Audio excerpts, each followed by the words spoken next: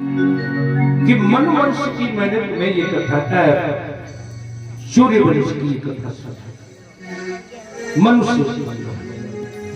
लेकिन महाराज श्री के मन में एक बात है, वो ये कि आगे चंद्रवंश की मुझे कथा कहनी है।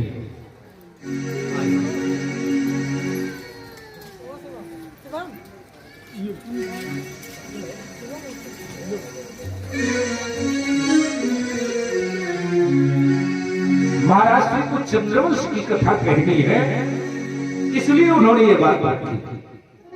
क्या महाराज मनु ने एक यज्ञ किया और उस यज्ञ में बड़े बड़े विद्वानों को आमंत्रित किया गया। वशिष्ठ जी के आचार्य को देख रेख में ये यज्ञ किया जा रहा है। लेकिन एक बात दुनिया में आज भी है और ये वहीं से चली है। मनु की पत्नी चाहती है पुत्र हो पुत्री हो, और इन्होंने जो यज्ञ ठाना है वो सोच लिया मैं यज्ञ करा रहा हूं तो पुत्र होगा।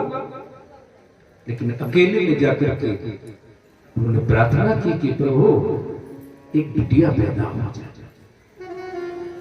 अच्छा होता रहा, यज्ञ के अच्छा फल निकला तो इला नाम की कन्या प्रकट हुई। अब आश्चर्य हो गया महाराज ये क्या हो गया। उन्होंने आकर के पूछा गुरु जी से, गुरुदेव विपरीत फल क्यों निकल आया, आप जैसा विद्वान।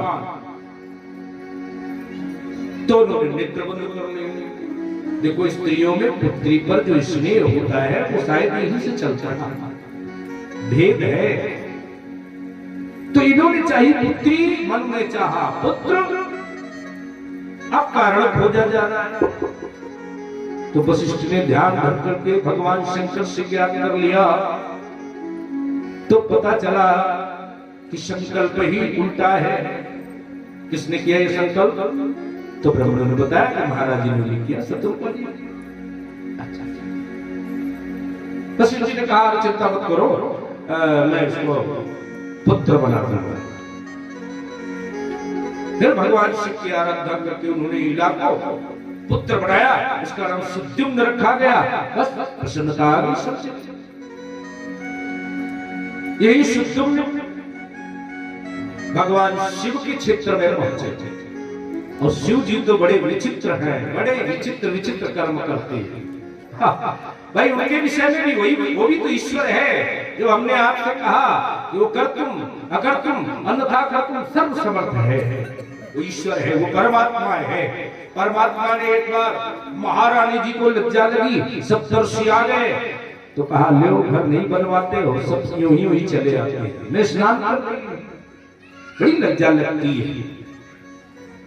तो भगवान शिव ने कहा एक बार पार्वती हमने बनवा तो दिया था, एक बार मैंने बनवाया था, ले गया कोई दूसरा, क्या बार बार बनाना। अब की बार हमने उपाय बना दिया, बहुत समय के लिए उस क्षेत्र को स्थापित कर दिया कि जो पुरुष यहाँ पर प्रवेश करेगा वो स्त्री बन जाएगा। ले ठीक ठाक व्यवस्था बन गई।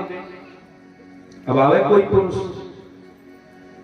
भगवान शिव को नहीं लग रहा कि भाई जब हम ये तो सब लोग कैसे आए। लेकिन बोले पार्वती जी से कि देखो ठीक है। पार्वती जी ने कहा क्या बताओ, जो तुम्हारे मन है वो करो भाई, यही ठीक है। महाराज सुद्युम्न घोड़े पर सवार होकर इस क्षेत्र में जैसे ही प्रवेश करते हैं वैसे ही घोड़ा घोड़ी बन जाता है। ये कन्या के रूप में परिवर्तित हो जाते हैं। इन्हें पता ही नहीं चलता कि ये क्षेत्र किस क्षेत्र का प्रभाव है या अन्य किसी का प्रभाव है। जंगल में भटकने लगे। तभी चंद्रमा का पुत्र बुध आ गया और उन्होंने उनको आकर के अपहरित कर लिया। उनसे एक बालक का जन्म हुआ। इधर जब ध्यान धर के देखा गया तो उस क्षेत्र में भटकते हुए बालक को फिर से सुद्युम्न के रूप में बदल करके राजधानी लाया गया। यहाँ इनकी अन्य संतानें प्रारंभ हुई। 6 महीने पुरुष 6 महीने स्त्री का प्रबंध है। बस इस प्रकार से उस इलाज से और चंद्रवंश में उत्पन्न होने वाला पहला बालक पुरवाह। यहां से चंद्रवंश चला और ये सूर्यवंश है। और उन्होंने कहा मनु जी ने कि हम आपको करोड़ों वर्ष तक एक ही वंश की कथा सुनाते रहे, फिर भी पूर्ण नहीं होगी, इसलिए मैंने इस वंश की भी कथा सुनाई। और इसके लिए उन्होंने आगे प्रारंभ किया सुनाना कि देखो मैं संक्षेप रूप से तुम्हें कथा सुना दूंगा और विस्तार रूप से समझने के लिए आपकी बुद्धि ही ठीक है। फिर नाभाग इस वंश में पैदा हुए। नाभाग के अम्बरीश पैदा हुए। अम्बरीश ने एकादशी का उत्तम व्रत करके दुर्वासा को संतुष्ट करना चाहा, लेकिन वो रुष्ट हो गए तो भगवान के कोप का शिकार बने और भगवान के कोप ने इन्हें व्यथित कर दिया। फिर से अपने इसकी शरण में आए। इस प्रकार दुर्वासा को अम्बरीश ने संतुष्ट करके फिर अपने महत्व को, भक्त की महत्ता को भगवान ने स्वीकार कर लिया। इक्ष्वाकु वंश में मानधाता और शोभन ऋषि की कथा सुनाई। फिर उन्होंने राजा दशम को हरिश्चंद्र की कथा सुनाई और हरिश्चंद्र से रोहित के हरित के चंप के सुदेव के विजय के भरुक के वृक के बाहु पैदा हुए। बाहु से सगर जी के भगीरथ जी ने गंगा जी का अवतरण किया और गंगा जी का अवतरण जगत में कर करके इस जगत का कल्याण किया। महाराज श्री कहते हैं फिर उनसे नारी सिंधु ऐताई ऋतपर्ण पूर्णकाम सुदास सौदास पैदा हुए और उनके खट्वांग दीर्घवायु रग अज और अज से दशरथ पैदा हुए। इनके वंश में भगवान का एक सुंदर अवतार हुआ। महाराज दशरथ के यहाँ पर कौन, जिन्होंने बहुत समय पहले तपस्या करके इनको ही मांगा भगवान से बचाओ, भगवान को चाहो, बस जिसने उनके हृदय में एक मन में एक बात होगी। राज्य करते करते चौथापन आ गया। किसको? मनु जी महाराज को। तो हो ही न विषय विराग, इन विषयों से विराग होता ही नहीं। हो ही न विषय विराग, भवन बसत भा चौथपन, हृदय बहुत दुख लागी, कि जन्म गयो हरि भगत बिनु। पूरा जन्म से ही चला गया। वास्तव में विषयों से विराग नहीं होगा, लेकिन राजा है, उसने मन में संकल्प कर लिया। राजा के पुत्र चाहते नहीं मुझे राज्य मिल जाए, लेकिन बरबस राज सुख हितवती और नारी समेत गबन बन की। अकेले नहीं गए, हर जगह पर आप सती जी से पूछकर भगवान शिव जी ने विषपान कर लिया, यहाँ नारी समेत गमन कर लिया। हमारे देश में नारी शक्ति की सदैव पूजा हुई। जहां जहां पूजा नहीं हुई वहीं पर विषमता का परिणाम निकल कर, समता का परिणाम, अच्छा परिणाम, नारी शक्ति की पूजा होनी चाहिए। पंडित जी ने बताया कि देखो बेटा, सब अच्छा कल्याण में हो जाएगा, बस मानस को आगे रखो। ठीक है, मानस को आगे रख लेंगे, पढ़ा करेंगे, पढ़ लिया। जब रेलवे की यात्रा की तो रेल आई, उस पर उनको चढ़ना था। जल्दी जल्दी सामान फेंका, खुद चढ़ गए और तब तक गाड़ी चल रही। स्त्री वहीं छूट गई। अब भड़बड़ाए,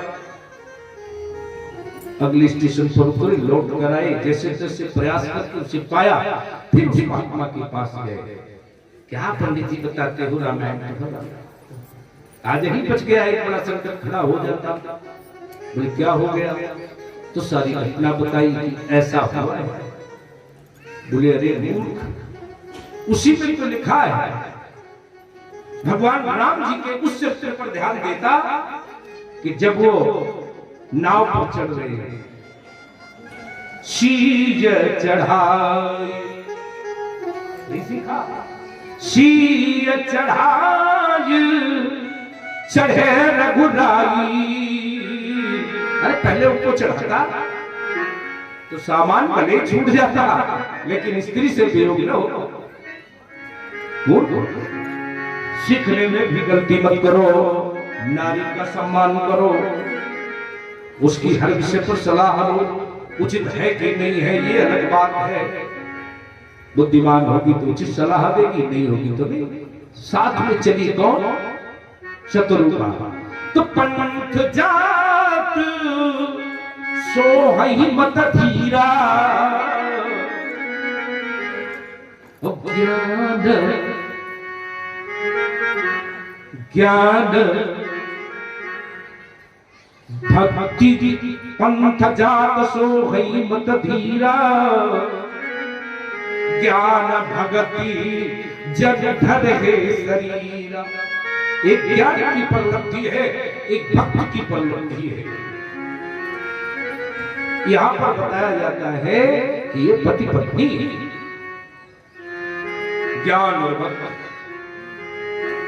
नदी पार करके, नदी पार करके जिसमें पहुंचे अरण्य में, नैमिषारण्य में, तमाम ऋषियों ने उनका स्वागत किया। 23,000 वर्ष तक तपस्या करते रहे। 23,000 विभिन्न विभिन्न विभिन्न आयामों से, लेकिन भगवान आते नहीं। तो क्या टूट जाए? निष्ठा टूट जाए, भक्ति टूट जाए ना? कभी तो आए।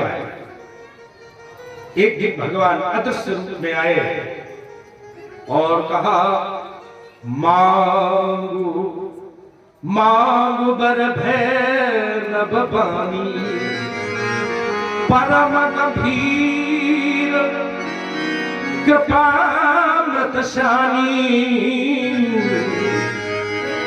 मनु जी ने नेत्र खोले, सब तरफ देखा, कोई दिखाई नहीं। किससे मांगे?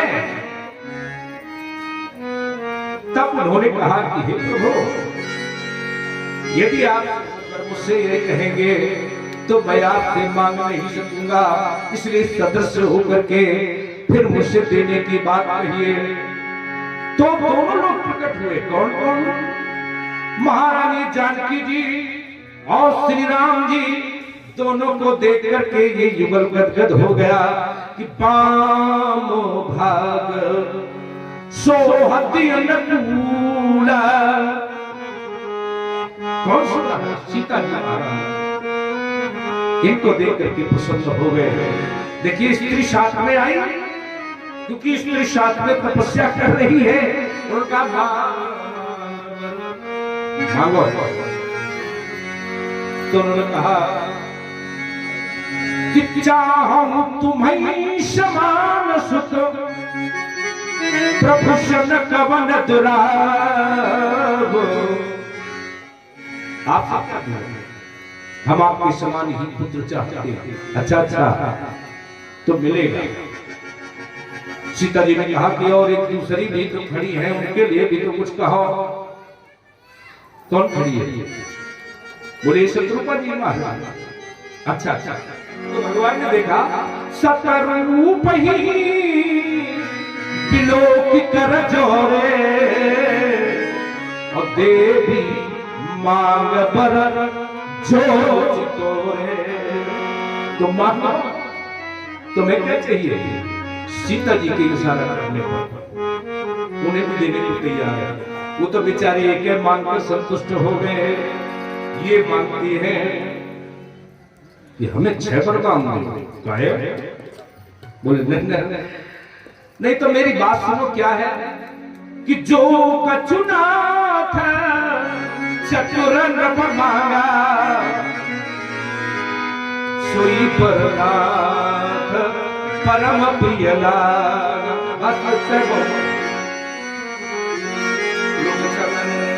तुम भी मांगो, तुमने मांगा, सोई सुख सोई गति।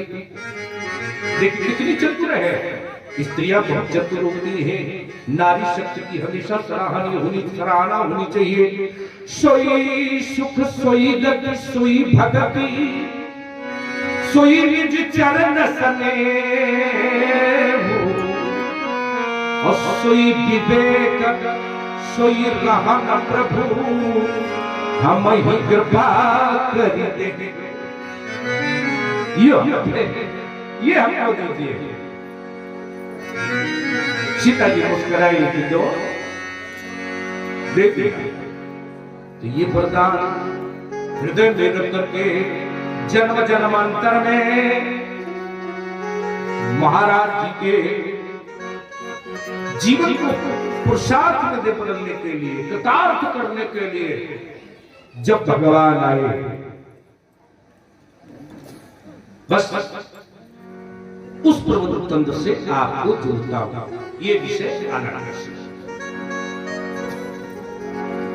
राम जी के जन्म पर ये भी प्रसाद अखिलेश कुमार जी पोरवाल बड़ी बड़ी तरफ से रखा गया है। आप अपने इस महोत्सव को और अच्छा बनाने के लिए एक बार भगवान का दोनों हाथ उठा करके कीर्तन करिए और फिर आपको इस कथा के मूल तक पहुंचाने का प्रयास करेंगे, क्योंकि इस दुनिया में एक पद बहुत बढ़िया लिखा गया, राम का नाम लेकर जो मर जाए वो अमर नाम दुनिया में कर जाएंगे। ये न पूछो वो मर कर किधर जाएंगे, वो जिधर भेज देंगे उधर जाएंगे। तो टूट जाए न माला कहीं प्रेम की, कीमती है रतन सब बिखर जाएंगे। जब मर जाएंगे हम अंत काल तक भगवान का स्मरण रखें और अंत में भी भगवान का ध्यान आवे। इसलिए सीताराम सीताराम सीताराम सीताराम सीताराम सीताराम।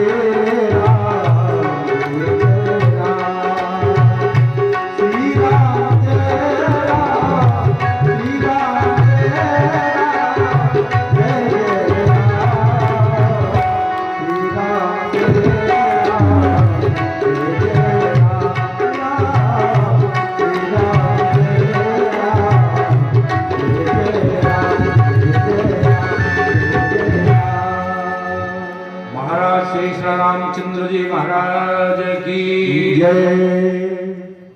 श्रीमद् भागवत में राम जन्म की कथा श्री सुखदेव जी ने नहीं सुनाई, तो फिर क्योंकि हर एक अवतार के जन्म का विशेष में रखा गया है और यह प्रसंग श्री मार्कंडेय जी महाराज ने परीक्षित जी को पहले सुना दिया है।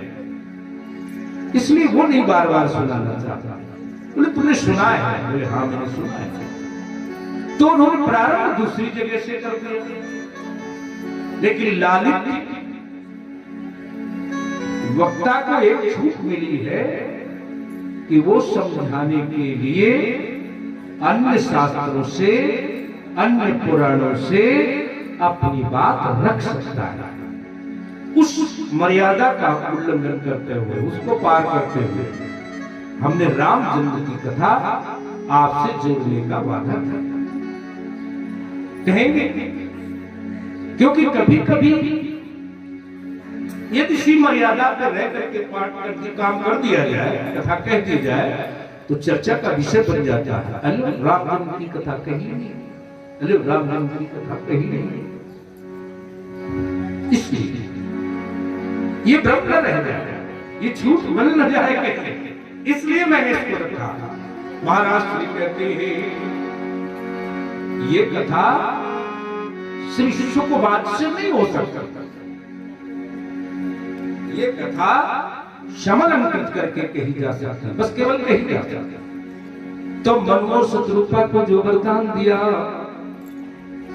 उसको सिद्ध करने के लिए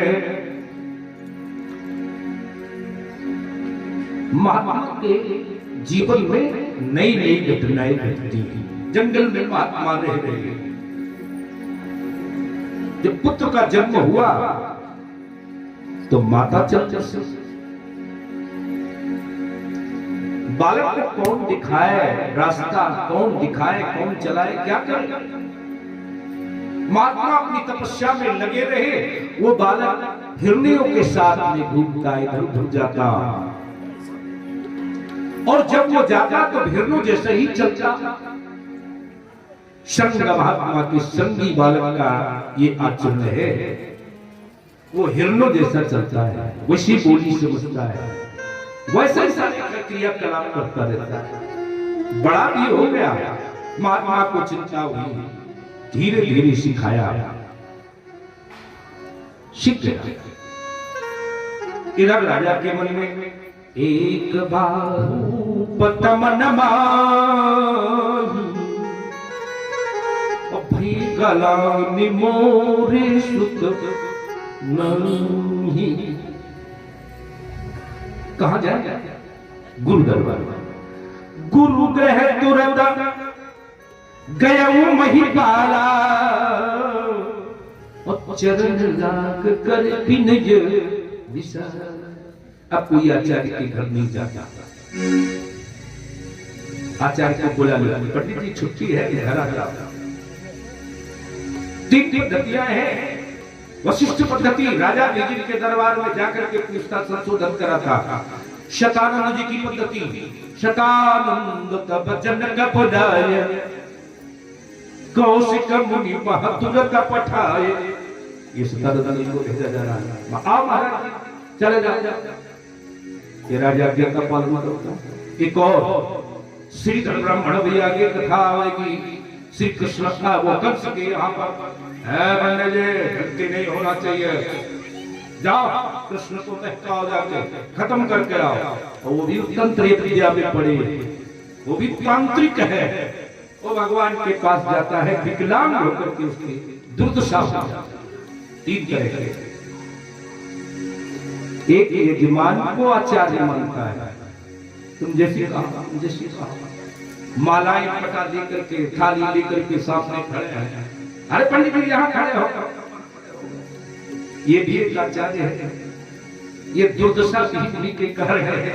वो जो स्वीकार करते हैं के लिए अगर जूता भी पहनकर राजा आ जाते हैं तो लौटा देते हो। चलिए, गुरु ग्रह तुरंत गया वो महिपाला, और पहले चरण दागी कर विनय विशाल। अब हमारा क्या है? बोले पुत्र नहीं हो रहा। अच्छा, तो उन्होंने कहा कि जाओ श्रृंगी ऋषि को बुलाओ। तो श्रृंगी ऋषि वशिष्ठ बुलावा, पुत्र कामा शुभ यज्ञ प्रकट हुए अग्नि,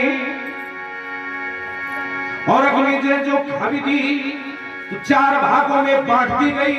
आधी अर्ध भाग तो छिल्ले ही दीना रहा भाग फिर 2 भाग, जो आधा बचा उसके 2 भाग। और फिर सो कह के हाथ धर सुन और जो बचा चौथाई उसके 2 भाग किए गए। वो कैकेयी और कौशल्या के हाथ में रखा गया। उन्होंने प्रसन्न करके महारानी सुमित्रा को दिया। बस बुरी तरह से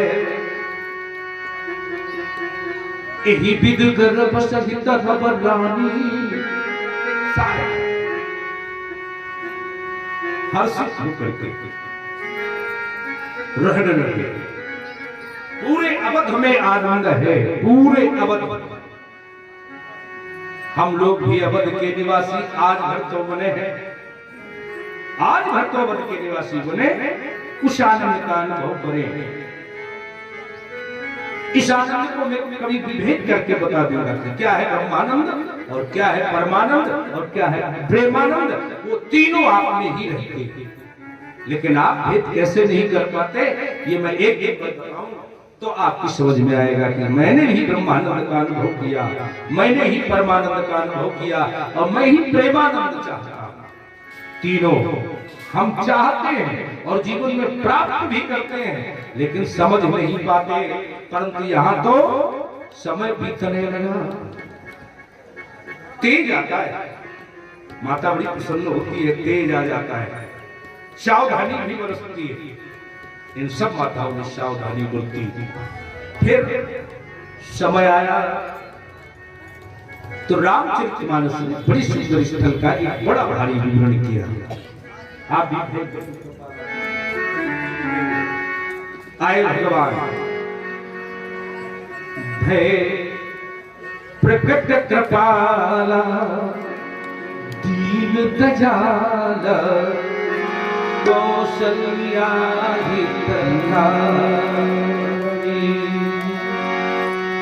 भय प्रकट कृपाला दीन दयाला कौशल्या